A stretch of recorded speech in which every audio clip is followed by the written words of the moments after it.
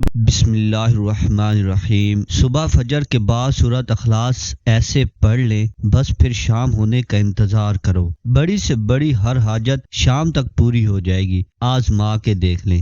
محترم ناظرین، آج آپ کی خدمت میں ایک ایسا معجزاتی وظیفہ آپ لوگوں کی خدمت میں پیش کرنے جا رہا ہوں کہ جسے آپ فجر کی نماز کے بعد کریں گے، اور یقین کریں یہ وظیفہ اتنا آسان وظیفہ ہے کہ اسے کوئی بھی شخص کر سکتا ہے، کیونکہ یہ سورۃ اخلاص کا وظیفہ ہے جو کہ ہر ایک مسلمان بہن بھائی کو زبانی یاد ہوتی ہے۔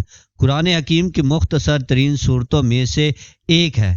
ایسی کوئی مسلمان کی زبان نہیں ہوگی جس پر سورۃ اخلاص نہ آئی ہو۔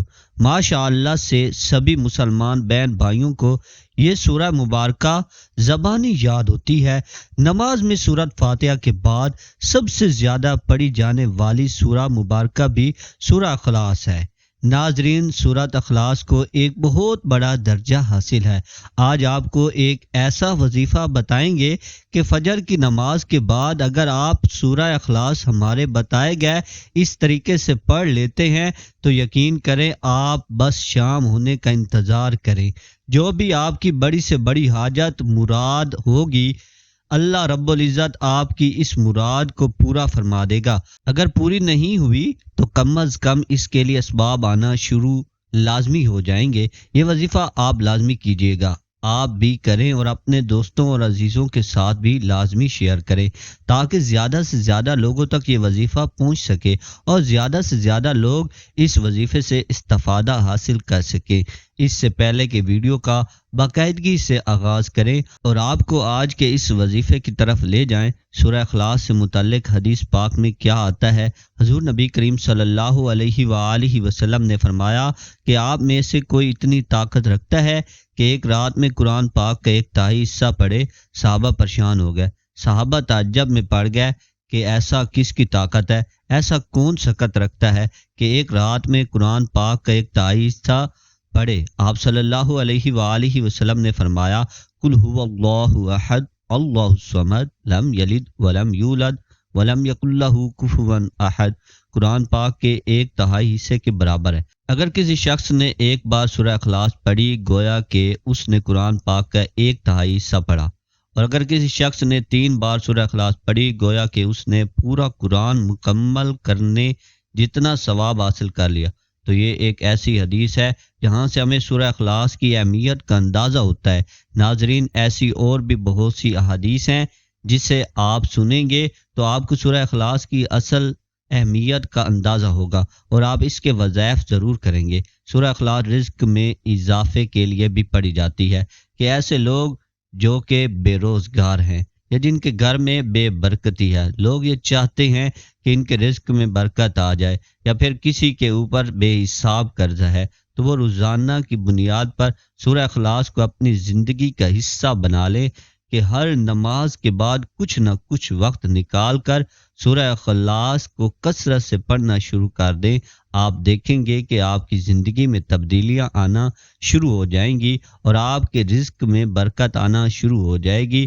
اگر کسی کے اوپر قرض ہے تو قرض سے نجات مل جائے گی، اور کوئی شخص اگر یہ چاہتا ہے کہ اس کے رزق میں اضافہ ہو جائے تو رزق میں اضافہ ہونے لگے گا اور اس سے مالی مشکلات بھی حل ہونے لگیں گی۔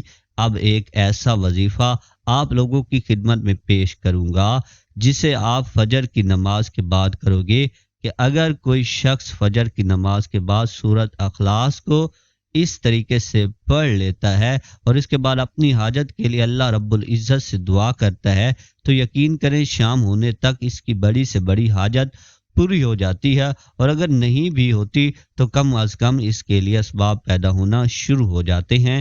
کچھ ایسی چیزیں ہوتی ہیں جن کو پورا ہونے میں وقت لگتا ہے، جیسے کہ کوئی شخص یہ چاہتا ہے کہ میری پسند کی شادی ہو جائے، تو اب ظاہر سی بات ہے ایسی چیز ہونے میں تھوڑا سا وقت لگتا ہے۔ ایسے تو نہیں ہے کہ ابھی آپ نے دعا کی تو شام کو آپ کی شادی ہوگی، تو ایسی چیز ہونے میں آپ کو ٹائم لگتا ہے۔ تو اس کے لیے شام تک آپ کو اسباب آنا شروع ہو جائیں گے، یا پھر آپ کی کوئی ایسی حاجت ہے جیسے آپ چاہتے ہیں کہ آپ کو امتحانوں میں کامیابی مل جائے۔ آپ کو پتہ ہے کہ آپ کے امتحانوں کا رزلٹ کچھ دن بعد آنے والا ہے۔ اب آپ یہ وظیفہ صبح کو کر رہے ہیں، جبکہ میں نے آپ کو بتایا ہے کہ شام تک آپ کو اس کا فائدہ ہو جائے گا، لیکن شام تک آپ کیسے معلوم ہوگا کہ آپ کو امتحانوں میں کامیابی ملی ہے کہ نہیں؟ تو اس کے لیے آپ کو اسباب آنا شروع ہو جائیں گے۔ یہ وظیفہ آپ اپنی زندگی میں لازمی آزما کے دیکھیں۔ جب آپ یہ وظیفہ کریں گے تو یقین جانیں، جب آپ کو اس سے فائدہ ہوگا تو آپ دوسروں کے ساتھ بھی لازمی شیئر کریں گے۔ یہ اتنی بڑی برکت والا عمل ہے۔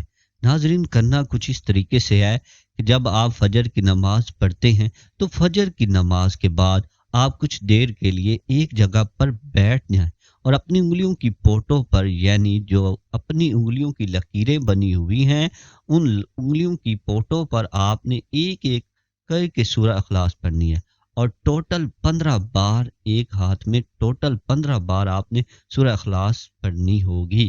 انگلی پر 3 بار پڑھیں گے تو ٹوٹل 5 انگلیاں پر 15 بار کی تعداد ہوگی۔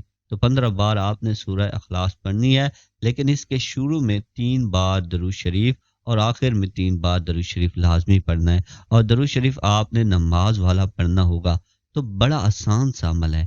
فجر کی نماز کے بعد آپ نے ایک جگہ پر بیٹھ جانا ہے، 3 بار آپ نے درود شریف پڑھنا ہے، 15 بار آپ نے سورہ اخلاص پڑھنی ہے، اور آخر میں پھر آپ نے درود شریف پڑھ لینا ہے۔ اب آپ نے دعا کے لیے ہاتھ اٹھانے ہیں، جو بھی حاجت ہے اور جو بھی مراد ہے، اگر تو وہ جائز ہے۔ جائز سے مراد بہت سے لوگ ایسی خواہش رکھتے ہیں جو کہ حرام ہوتی ہے اور ان کے لیے جائز نہیں ہوتی، جیسے کسی کے بیچ میں نفرت پیدا کرنا، کسی کے میاں بیوی کے بیچ میں لڑائی کے لیے بہت سے لوگ وظائف کرتے ہیں، یا کسی کو نقصان پہنچانے کی نیت سے لوگ وظائف کرتے ہیں۔ تو یقین کریں، ایسے وظائف کرنے کا کوئی فائدہ نہیں ہے، نہ ان کو نقصان ہوگا، بلکہ الٹا اس کا آپ کو نقصان بھی ہوتا ہے۔ تو اس میں آپ کا وقت بھی ضائع ہوتا ہے۔ تو اس لیے صرف جائز چیزوں کے لیے یہ وظیفہ کیا جائے۔ تمام حضرات نماز کا اہتمام لازمی کریں، کیونکہ نماز پڑھنا ہر مسلمان مرد اور عورت پر فرض ہے۔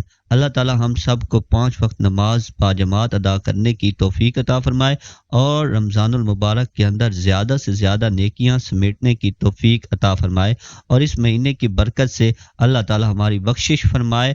آمین ثم آمین۔ تمام حضرات کمنٹ باکس میں اللہ تعالیٰ کے 99 ناموں میں سے ایک نام ضرور ٹائپ کریں۔ والسلام۔